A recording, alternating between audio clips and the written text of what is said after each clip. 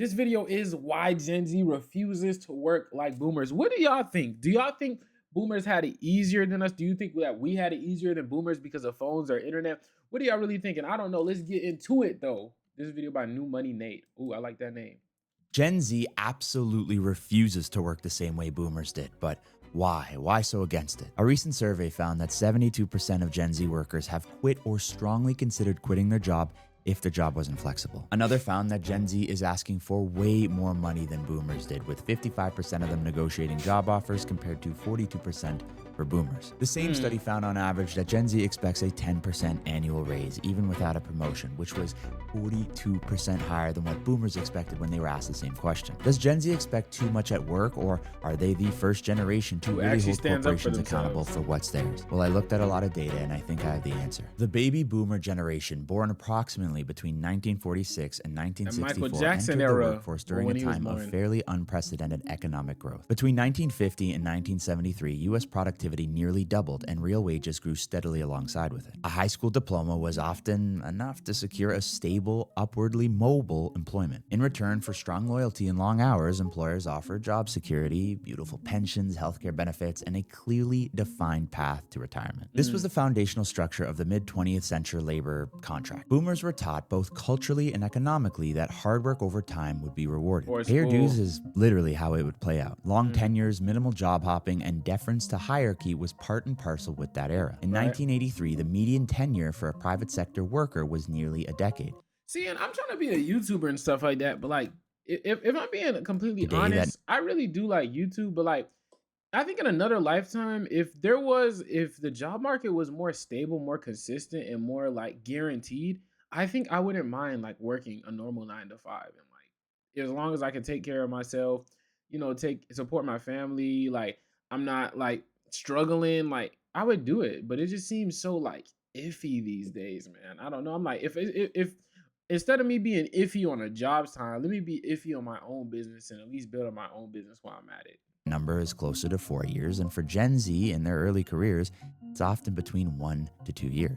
Imagine being able Dang, to bro, come on, bro. The video just started and you just hit us with an ad like that. What's your problem, Money Key Nate? reason for this long-term commitment was the promise of retirement security. Defined benefit pension plans, which was the norm for private sector employees in the 1980s, was rewarded by those who stayed the course. The longer you remained, the more generous the payout was. This pension structure was explicitly designed to discourage mobility and incentivize loyalty. Promotions were performance-based but also tenure-driven. In large firms, career ladders were formalized in HR departments, and mentorship often meant climbing behind someone on a predefined path. The Right. implied promise was clear. If you showed up, if you stayed late, You'd if move you up. didn't complain, and you paid your dues, you'd eventually reach financial stability, you'd own a home, you retire with dignity. It's not a bad promise. The Yeah. contract worked for many. Boomers became one of the wealthiest generations in history, controlling over half of US wealth by 2023, despite representing roughly a fifth of the population. They bought homes young, Yo. they benefited from rising asset values, and were Right. somewhat shielded from many modern labor market shocks. Over time, that structure has changed, and Gen Z has taken a different approach to work.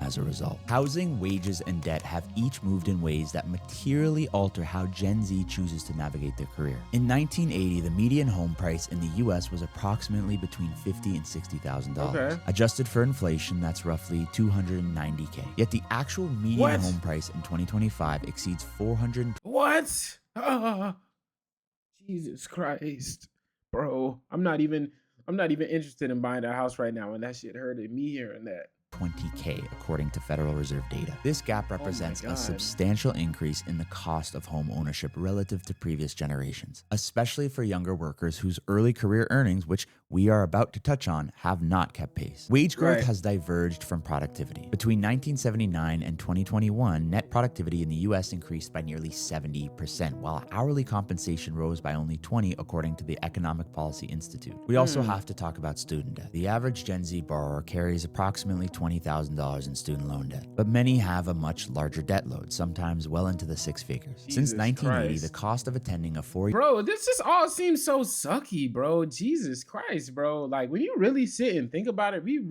gonna say we had it the hardest, I guess, but bro, this is not no other generation had to worry about shit like this, bro. At least not to this extent, bro. Like If you were getting in 100K in debt, more than likely you were gonna always be able to pay it off. But these days, shit, Your public man. college in the US has increased by over Why is 180% after everything six adjusting for figures? Your inflation, loan, far your house outpacing wage price. growth, housing, or consumer prices. And as we've touched on, It's like everything costs six figures. Every big thing is six figures except your salary. It don't make no in sense. several of the last videos, the US economy today is just not the greatest. Deloitte projects US GDP growth at 1.4% this year and 1.5% in 2026. That's not recessionary, but that's also not that strong. Inflation has chilled, but it's still a tad sticky, holding around 2.8 to 3%. And the job market macro-wise is starting to slip, with some economists putting the odds of a downturn within the next 12 months at roughly 1 in 3. Another thing that is very, very important to note here is that over the past few decades, two of the most powerful employee retention tools,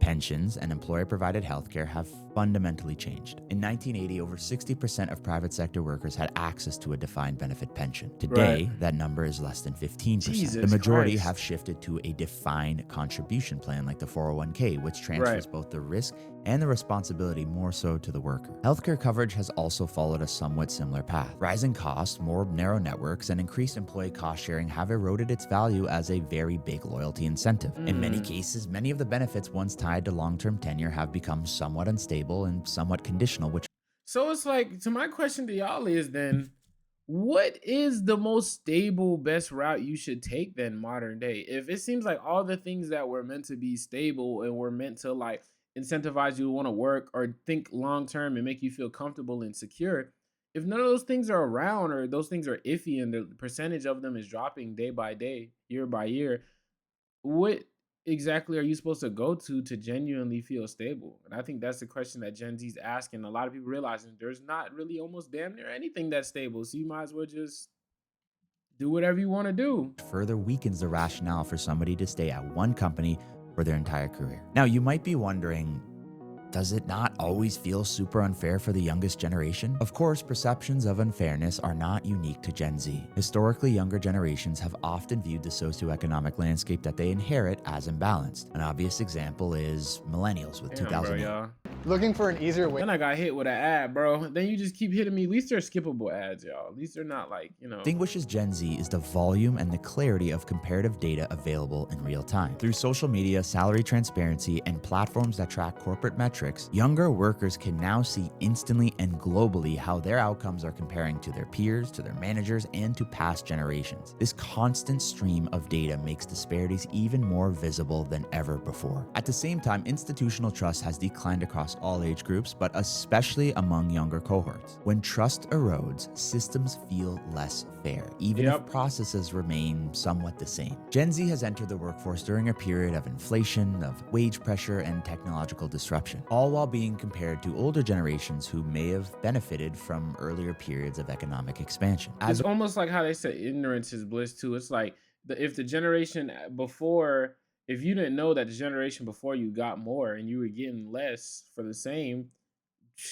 then it's like you just don't know. You just keep it pushing. But since it's like we know sometimes too much for our own good. As a result, they operate with a heightened sense of awareness of when systems no longer serve them, and they are more willing to adapt accordingly. So how does Gen Z actually approach and think about work? Well, firstly, Gen Z just values work differently in general. According to Deloitte's 2024 Global Gen Z survey, younger workers consistently prioritize flexibility, well-being, and alignment with personal values over traditional markers like time and role or title advancement. Career paths have become more fluid and less like linear ladders as a result. According to Randstad, Gen Z changes jobs nearly 3 times faster than Gen X or boomers during their early careers. Where earlier generations were encouraged to pursue advancement through internal loyalty and tenure, younger workers are more likely to seek external opportunities that provide more immediate increases in compensation and scope. The labor market has evolved to reward lateral mobility, and Gen Z's behavior reflects that reality. It's not a sure thing to wait your turn and earn more. Hell That's no. just not how it works anymore. And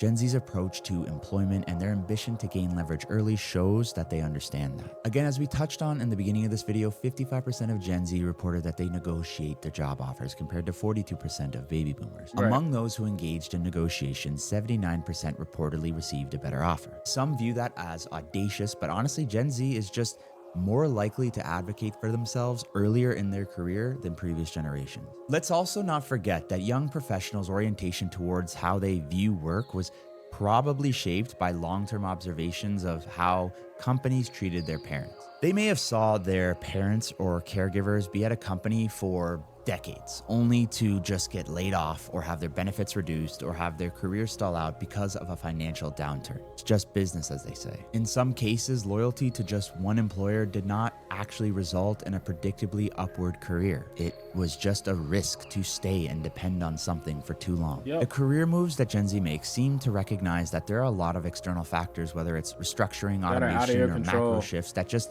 override personal performance or effort. Even if you work hard, sometimes it doesn't matter. As a Hmm. result, Gen Z is more likely to interpret stability as the ability to remain mobile, adaptable, and independent of any one institutional structure. This is a good video by New Money Night. You feel me? Basically, you know what I'm saying? Gen Z's not right. The ones before.